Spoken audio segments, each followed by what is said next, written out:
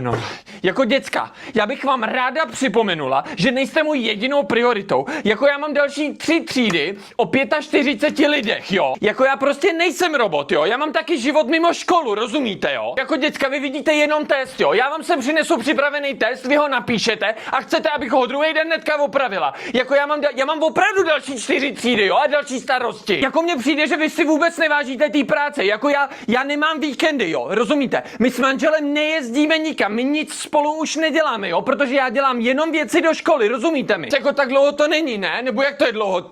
3 týdny, no. Tak prostě musíte počkat, děcka. Jinak prosím vás, ty vaše testy už mám opravený v kabinetu, jen jsem je zapomněla prostě přinést, no. Já se prostě omlouvám, že musíte chvilku počkat, no. Včera mi třeba spadli bakaláři, taky jsem tam dětem z vedlejší třídy nemohla zapsat známky, že jo? Ale nestěžujou si. Mě by taky třeba pomohlo občas, kdybyste se všichni jednou naučili, měli byste sami jedničky, já se s tím nemusela brdět 3 týdny, po všech to opravovat, to by mi ta práce najednou odsejpala, co? Ještě to naškrábe